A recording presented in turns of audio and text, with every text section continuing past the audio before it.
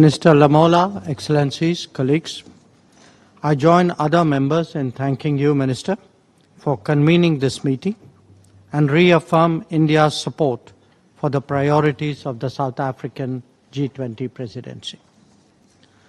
Colleagues, our focus today is on the correlation between international peace and global development.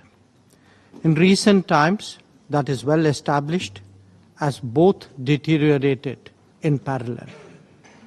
The costs, especially to the global south, in terms of energy, food and fertilizer security, were starkly demonstrated by ongoing conflicts, particularly in Ukraine and Gaza. Apart from jeopardizing supplies and logistics, access and costs themselves became pressure points on nations. Double standards are clearly in evidence. Excellencies, peace can certainly enable development, but by threatening development, we cannot facilitate peace.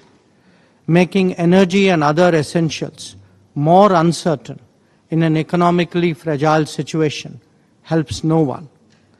Therefore, the way out is to move the needle towards dialogue and diplomacy, not in the opposite direction towards further complications.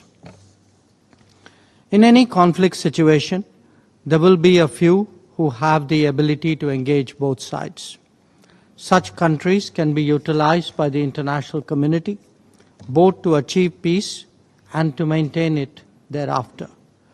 So even as we attempt to address complex threats to peace, the value of encouraging a buy-in from those supportive of such goals should be appreciated.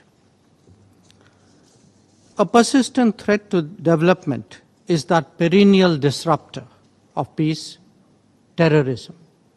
It is imperative that the world display neither tolerance nor accommodation to terrorist activities. Given the extensive networking among terrorists, those who act against them on any front actually render a larger service to the international community as a whole. As we confront conflict, economic pressures and terrorism, the limitations of multilateralism and the United Nations in particular are visible. The need for reforming multilateralism has never been greater. Colleagues, the international situation is today both politically and economically volatile. We, as members of G20, have a particular responsibility to strengthen its stability and give it a more positive direction. That is best done by undertaking dialogue and diplomacy, by firmly combating terrorism, and by appreciating the need for stronger energy and economic security. I thank you.